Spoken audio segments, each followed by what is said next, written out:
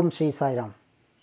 प्यारे छात्रों, नवीन कक्षा के स्वामी विवेकानंद पाठ का दूसरा भाग अब हम देखें। इसमें अब हम प्रश्न और उत्तर अभ्यास या गृह कार्य इसको अब हम देखें। एक वाक्य में उत्तर लिखिए। विवेकानंद के बचपन का नाम क्या है? विवेकानंद के बचपन का नाम नरेंद्र देव था। तो पहले उन्हें नरेंद्र देव नाम था, बाद में विवेकानंद बन गए।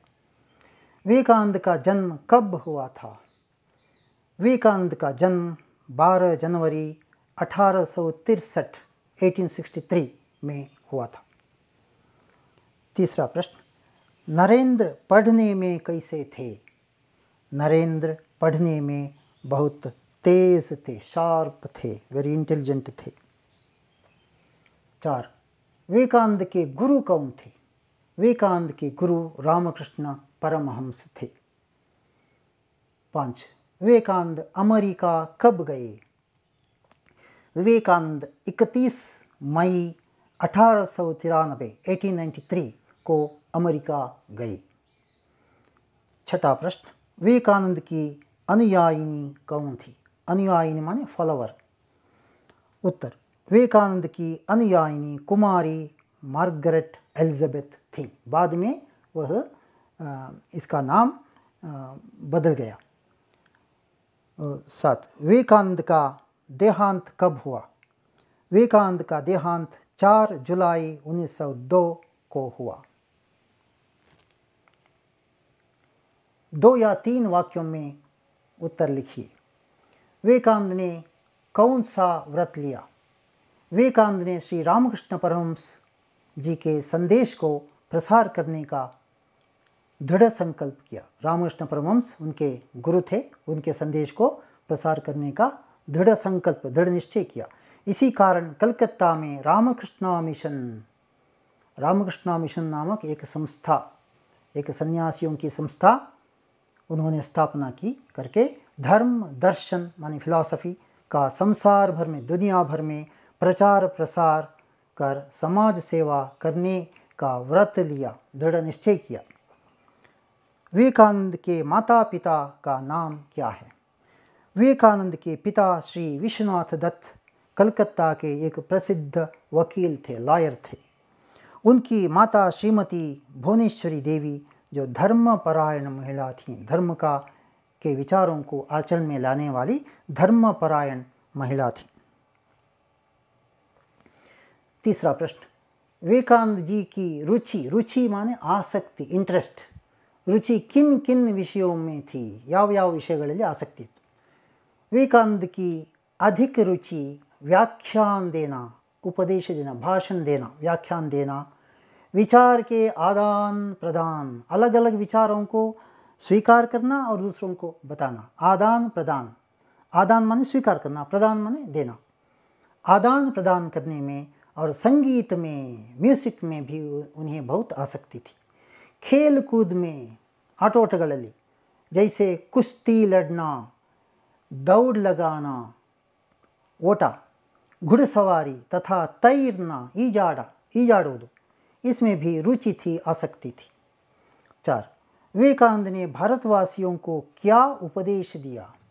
स्वामी विवेकानंद ने भारत में भ्रमण करके, टूर करके, यात्रा करके भारतीय संस्कृति, भारतीय धर्म, सनातन धर्म और सभ्यता, सिविलाइजेशन, नागरिकता का सदुपदेश दिया। सबको भारत में या विदेशों में यात्रा करके अच्छे अच्छे विचारों को, धर्म के बारे में और सभ्यता, सिविलाइजेशन, नागरिकता, इन सब संस्कृति सभी के बारे में उपदेश दिया। उन्होंने अंधविश्वास तथा रूढ़ियों को, रूढ़ि माने आचरण, जो आचरण हैं इन सभी को, इनमें दोष है तो उन्हें हटाकर, दूर करके धर्म का वास्तविक मर्म, धर्म का वास्तविक माने सत्य, सत्य का मर्म माने मुख्य विषय समझाया, मूल विषय, रहस्य बता दिया। उन्होंने दीन दुखी जनों की सेवा करके शांति पाने का मार्ग, तो आदमी को शांति पाने के लिए क्या चाहिए? दीन दुखियों की सेवा करनी चाहिए। सेवा करने वाले आदमी को ही शांति मिलती है, और बाकी सभी लोगों को अशांति ही मिलती है। सेवा नहीं करने वाले आदमी अशांति पाते हैं। सेवा करने वाला ही, दीन दुखियों की सेवा करने वाला ही जिंदगी में शांति पाता है। 5वां प्रश्न, विवेकानंद ने किन किन देशों की यात्रा की? विदेशों, अलग अलग देशों की उन्होंने यात्रा की। जनता को सत्य की राह दिखाना, सत्यदारी, सत्य की राह, राह माने रास्ता, दिखाने के लिए विवेकानंद सितंबर सन 1893 को संयुक्त राष्ट्र अमेरिका, USA, संयुक्त राष्ट्र अमेरिका गए। वहाँ शिकागो नगर में सर्वधर्म सम्मेलन, विश्व का एक सर्वधर्म सम्मेलन शिकागो में हुआ। वहाँ उन्होंने भारतीय धर्म, भारतीय सनातन धर्म और तत्वज्ञान, फिलॉसफी पर भाषण दिया। इसके बाद वे इंग्लैंड और स्विट्ज़रलैंड भी गए। तो किन किन देशों को? अमेरिका, इंग्लैंड और स्विट्ज़रलैंड भी गए। 6वां प्रश्न, विवेकानंद ने जनता को ललकार कर क्या कहने को कहा? जनता को कहा कि तुम ललकार करो। ललकार करना, घोषणा करना, करे कोडू, ललकार कर क्या कहने को कहा? विवेकानंद ने जनता से कहा, प्यारे देशवासियों, वीर बनो, तुम वीर हो, और ललकार कर कहो, ಇನ್ನೊಬ್ಬರಿಗೆ ಘೋಷಣೆ ಮಾಡಿ, ಒಂದು ಕರೆ ಕೊಡಿ, ಗಟ್ಟಿಯಾಗಿ ಹೇಳಿ, कि मैं भारतीय हूँ, ನಾನು ಭಾರತೀಯ, अनपढ़ भारतीय, निर्धन भारतीय, अशिक्षित भारतीय और गरीब भारतीय, ऊंची जाति भारतीय, नीच जाति भारतीय, ಮೇಲಿನ ಜಾತಿಯ ಭಾರತೀಯ, ಕೆಳಗಿನ ಜಾತಿ ಭಾರತೀಯ, ಇಂಥ ಭೇದ ಭಾವ ಇಟ್ಟುಕೊಳ್ಳದೆ सब मेरे भाई हैं, ಎಲ್ಲರೂ ನನ್ನ ಸಹೋದರರು, ಈ ಘೋಷಣೆ ಮಾಡಿ ಹೇಳಿ ನೀವು। उसकी प्रतिष्ठा मेरी प्रतिष्ठा है, इन गरीब लोगों की, निर्धन लोगों की प्रतिष्ठा ही मेरी प्रतिष्ठा है, निचली जाति के, ऊंची जाति के, सब जाति के लोगों की प्रतिष्ठा, गौरव ही मेरा गौरव है, यह कहो। उनका गौरव मेरा गौरव है, यह तुम घोषणा करके, ललकार करके कहो। जोड़ कर लिखिए। यहाँ तुम्हारी पुस्तक में यह आगे पीछे है, ऊपर नीचे है, मैंने यहाँ ठीक प्रकार से जोड़ दिया है। भुवनेश्वरी देवी धर्मपरायण महिला थी। रामकृष्ण मिशन की स्थापना स्वामी विवेकानंद ने की। विवेकानंद का जन्म कलकत्ते में हुआ।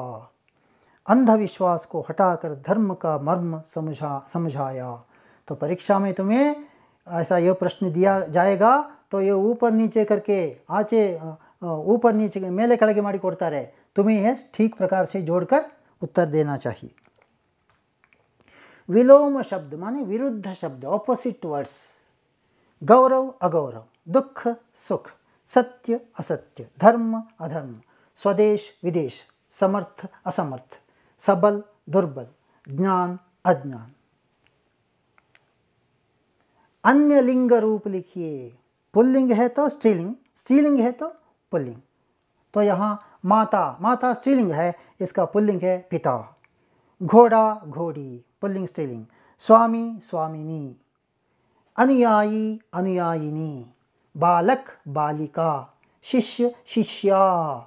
देखो एक एक रेखा जोड़ देने से यह स्त्रीलिंग बन जाता है। शिष्य पुल्लिंग, शिष्या स्त्रीलिंग। इसी प्रकार छात्र पुल्लिंग, छात्रा स्त्रीलिंग।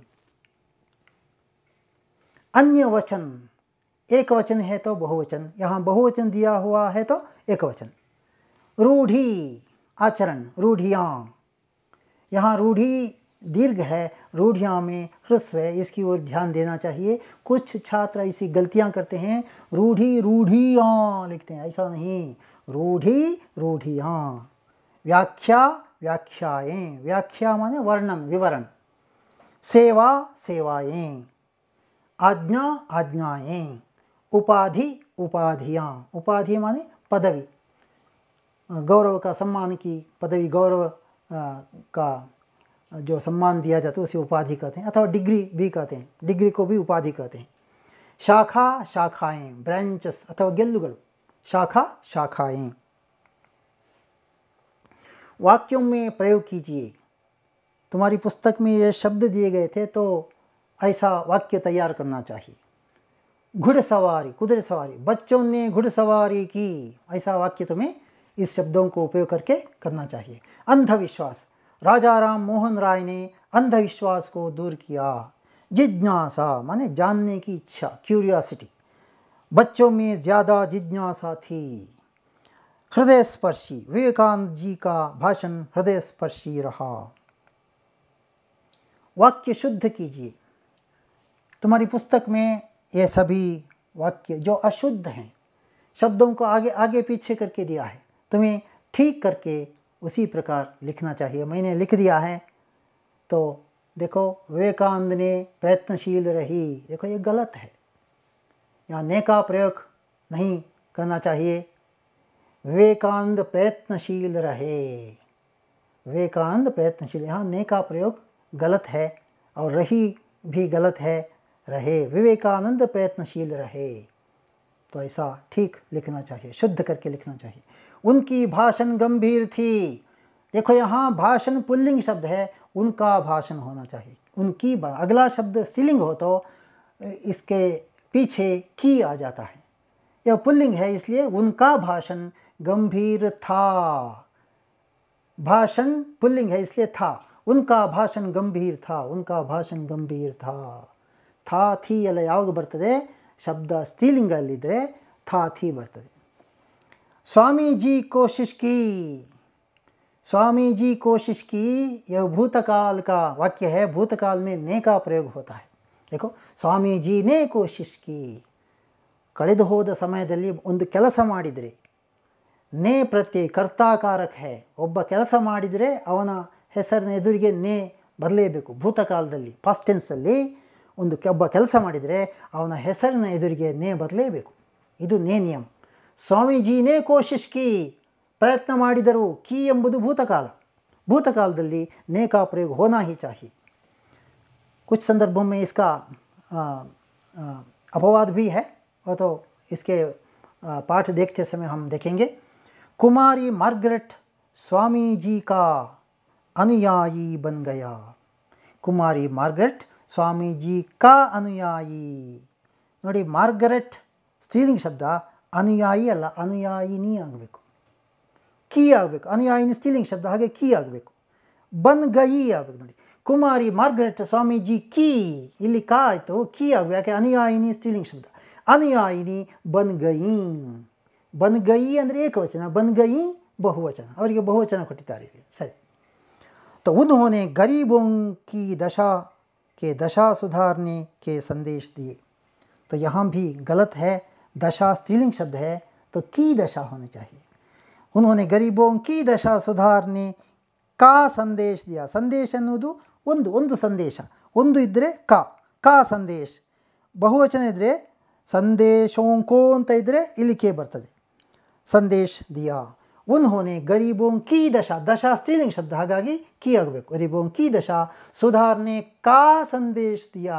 ಸಂದೇಶ ಅನ್ನೋದು ಒಂದು, ಹಾಗಾಗಿ ಕಾ। ಸಂದೇಶ ಅನ್ನೋದು ಬಹುವಚನವಾಗಿ ನಾವು ಉಪಯೋಗಿಸಿದರೆ ಅನೇಕ ಸಂದೇಶ ದಿಯೇ, उनके अनेक संदेश दिए ಅಂದರೆ लिखे ಆಗ್ತದೆ, का संदेश दिया। इस प्रकार जो गलतियां हैं उन्हें तुम्हें ठीक करके इस प्रकार लिखना चाहिए।